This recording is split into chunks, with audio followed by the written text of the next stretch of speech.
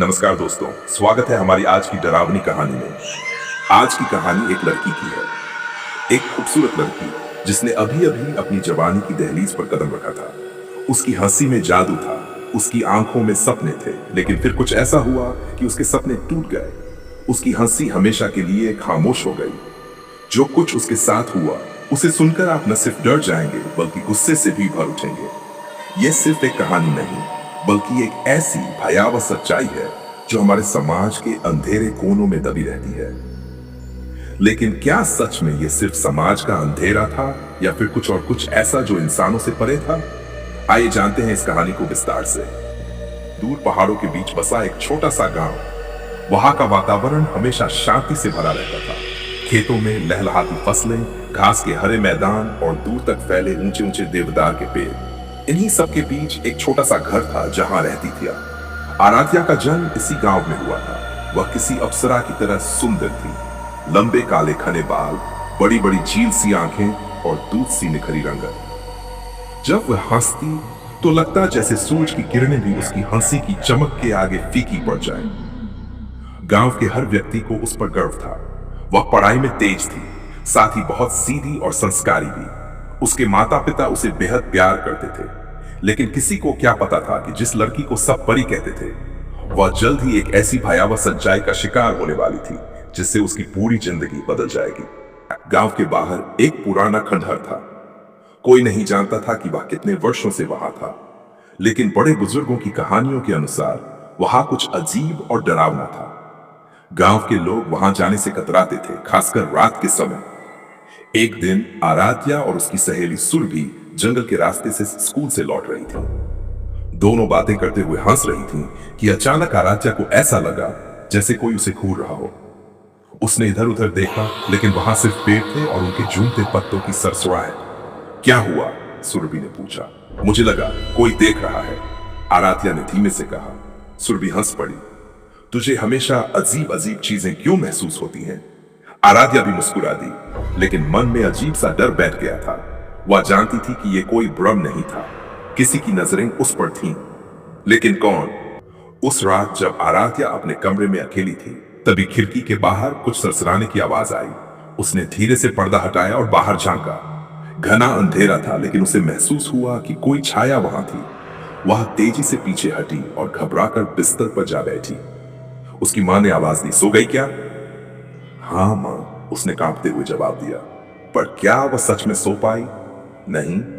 रात भर उसे ऐसा लगता रहा जैसे कोई उसके कमरे के बाहर खड़ा है, सांसें ले रहा है और धीरे धीरे उसके करीब आ रहा है।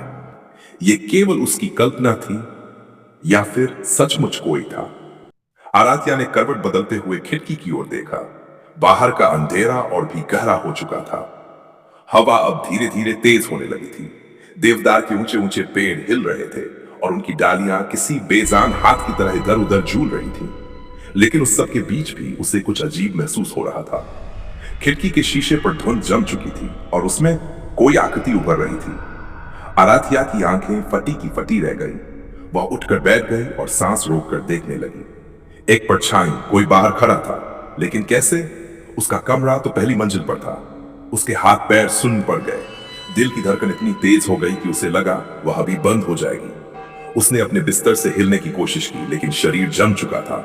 परछाई धीरे धीरे खिड़की के करीब आने लगी। अब वह केवल परछाई नहीं थी, वह एक चेहरा था। फीका, डरावना, बिना आंखों वाला चेहरा।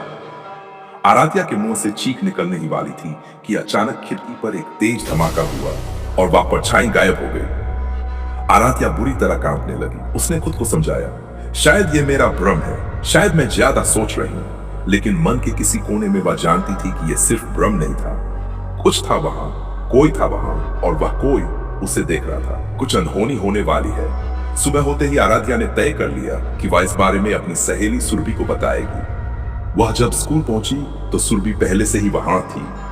तुझे पता है, कल रात मुझे बहुत अजीब लगा, आराध्या ने धीमे से कहा। फिर से? सुरभि हंस दी। अब क्या हुआ? आराध्या ने सब कुछ विस्तार से बताया। सुरभि का चेहरा अचानक गंभीर हो गया। तेरे घर के पास वाली पुरानी हवेली याद है? सुरभि ने धीमे स्वर में कहा। हाँ, लेकिन उससे क्या?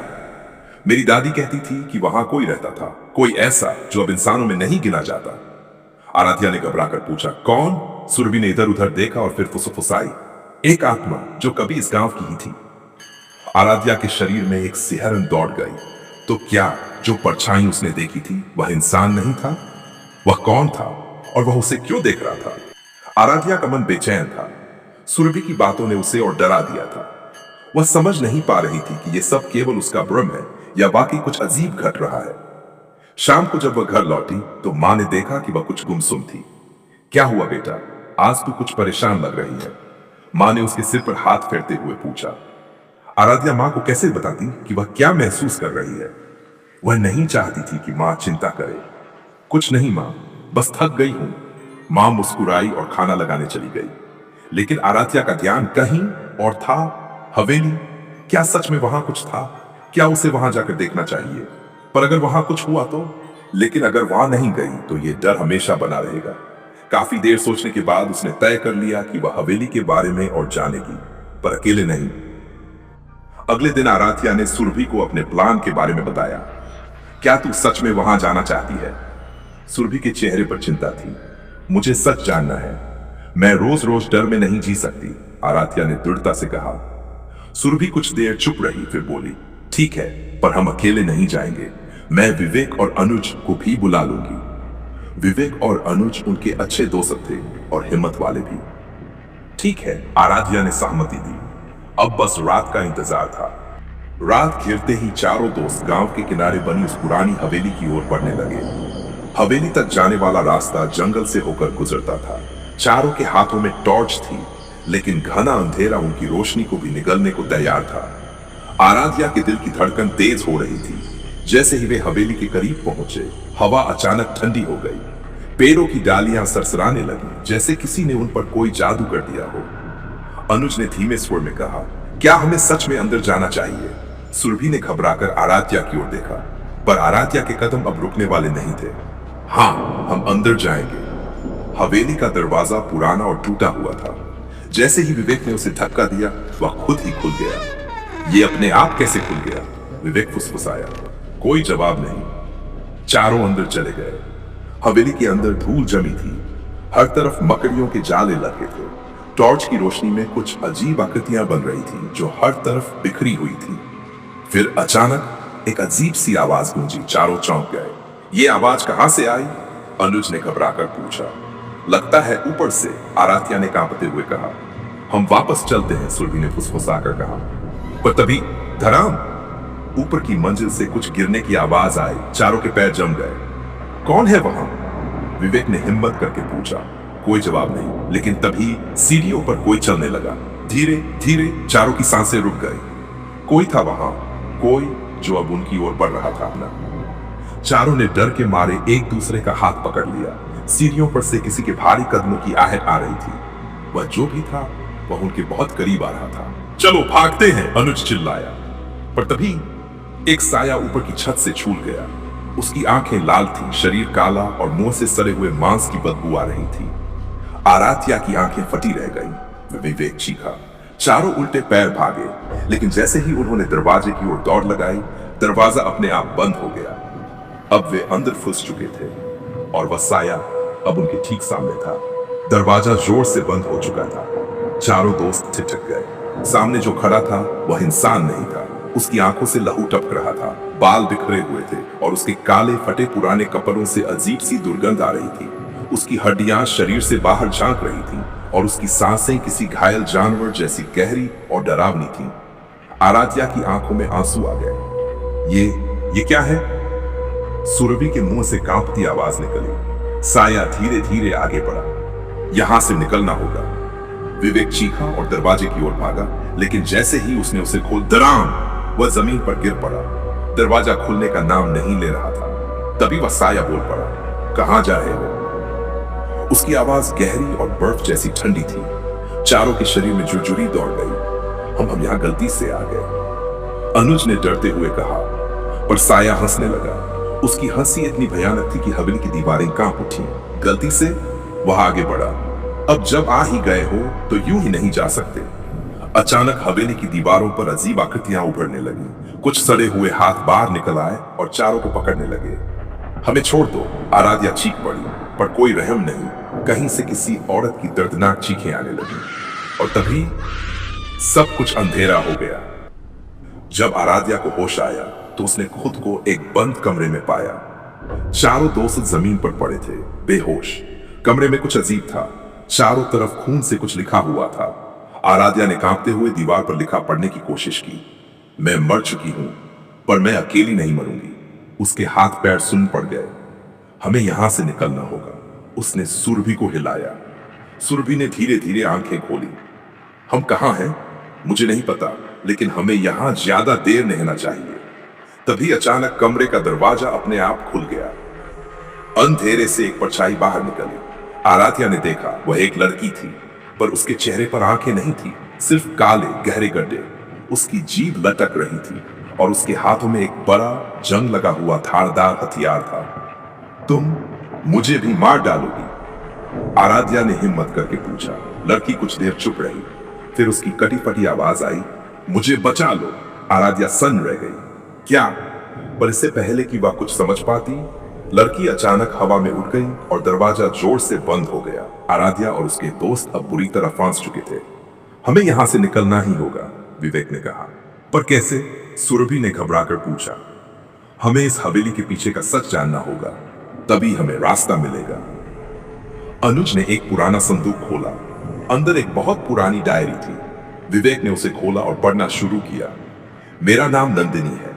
मैं इस हवेली में रहती थी, पर मेरे साथ जो हुआ वह इंसानियत के नाम पर कलंक है। डायरी के पन्नों में भयानक सच लिखा था।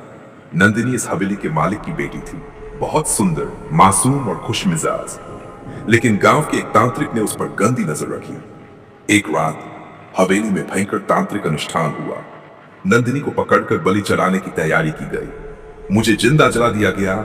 मेरी चीखों को इस हवेली ने सुना और अब मेरी आत्मा यहां कैद है। आराध्या के हाथ से डायरी गिर गई।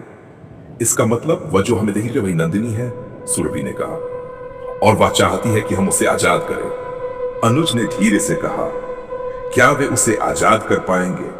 चारों दोस्त अब तक समझ चुके थे कि यह कोई आम भूत या हवेली नहीं थी। नंदिनी की आत्मा यहां कैद थी और तब तक शांत नहीं होगी जब तक उसे मुक्ति नहीं मिलेगी। हमें कुछ करना होगा, आराध्या ने कहा। पर कैसे? सुरभि घबराई हुई थी। विवेक ने डायरी को फिर से देखा और एक पृष्ठ पलटा।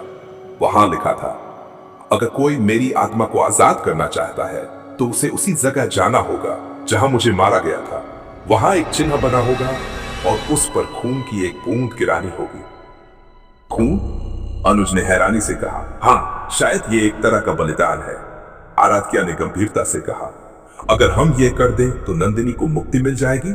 विवेक ने पूछा। हमें कोशिश करनी होगी। बलिदान की रात। चारों दोस्त हवेली के सबसे गहरे कोने में पहुंचे।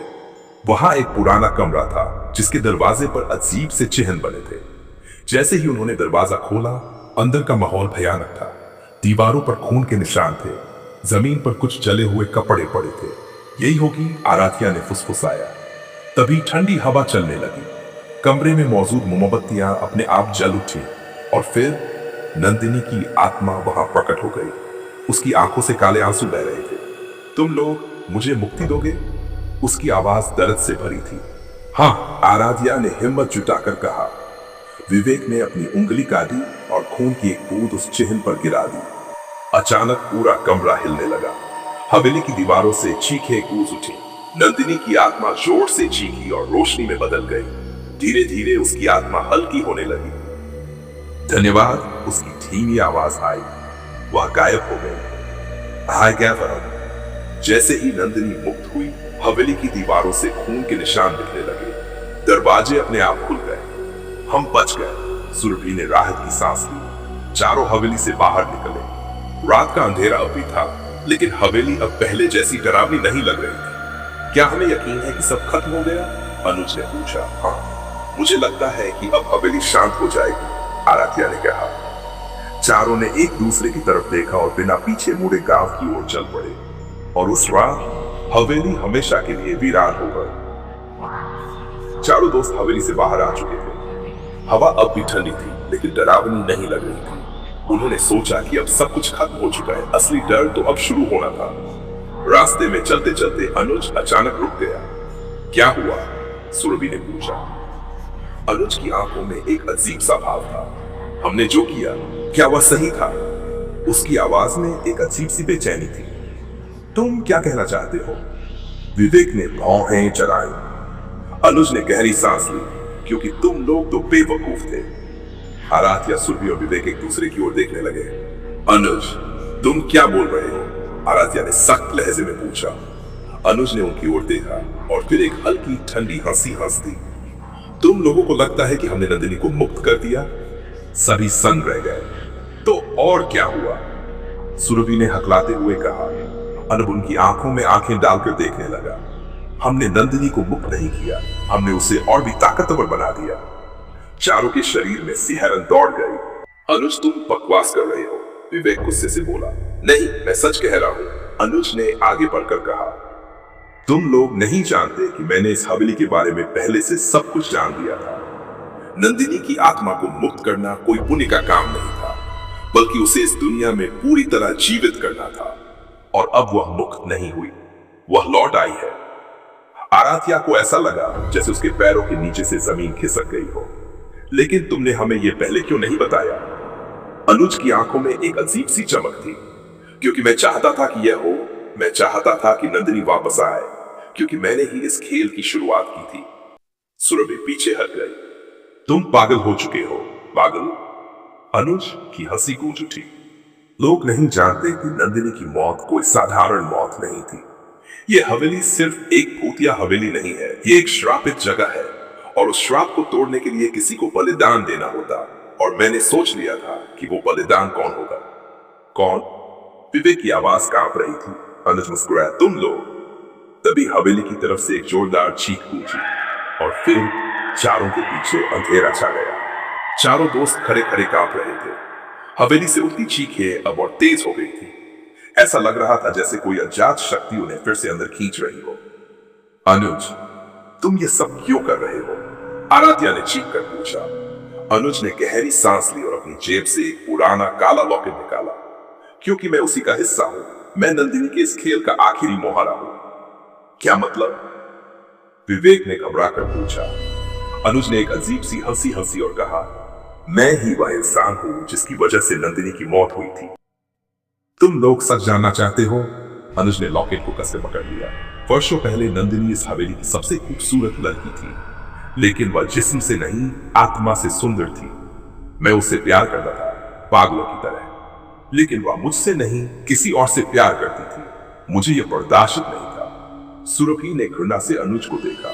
तो तुमने क्या किया? अनुज की आंखों में एक अजीब सा सन्नाटा था। मैंने उसे मारा नहीं, मैंने उसे इस श्राप का हिस्सा बना दिया। मैं जानता था कि इस हवेली में एक प्राचीन आत्मा का वास है। मैंने नंदिनी को धोखे से इस हवेली में लाकर बंद कर दिया। वह रात भर डरती रही, रोती रही, चीखती रही, और फिर हवेली की आत्मा ने उसे अपने वश में कर लिया। अब आराध्या, विवेक और सुरभि की आंखों में गुस्सा था। तुमने उसे मरने के लिए छोड़ दिया? आराध्या ने दांत भींचकर पूछा। हाँ। अनुज की आवाज ठंडी थी। लेकिन तुमने सोचा था कि यह कहानी यहीं खत्म हो जाएगी? नहीं, नंदिनी की आत्मा मेरे पास आई। उसने मुझसे कहा कि वह वापस आएगी और इस बार वह अपना अधूरा बदला लेगी। तभी हवेली के दरवाजे जोर से खुले। ठंडी हवा के झोंके के साथ एक परछाई उभरी। वह नंदिनी थी, लेकिन अब वह पहले जैसी नहीं थी। उसका चेहरा सफेद था, आंखें पूरी काली, और उसके होठों पर एक खतरनाक हंसी थी। अनुज, क्या तुमने सोचा कि मैं तुम्हें माफ कर दूंगी? अनुज अब पहली बार डरा हुआ दिख रहा था। नंदिनी, तुमने मुझे मौत दी अनुज। अब मैं तुम्हें वह दर्द दूंगी जिससे मैं गुजरी थी। नंदिनी ने हाथ बढ़ाया और अनुज की गर्दन कसकर पकड़ ली। मुझे माफ कर दो, अनुज चीखा। लेकिन अब बहुत देर हो चुकी थी। नंदिनी की आंखों में अंधेरा उभर आया और अनुज की चीख हवेली की गूंज में समा गई। जब धूल हटी, अनुज वहां नहीं था। वह भी इस हवेली का हिस्सा बन चुका था। आराध्या, सुरभि और विवेक पीछे हट गए। हमें यहां से निकलना होगा, सुरभि चीखी। लेकिन नंदिनी ने धीरे से कहा, मत डरो, मेरा बदला पूरा हो गया है। अब यह हवेली हमेशा के लिए शांत हो जाएगी। और फिर नंदिनी की आत्मा धीरे धीरे हवा में विलीन हो गई। सूरज की पहली किरणें हवेली पर पड़ी और हवेली हमेशा के लिए खत्म हो गई।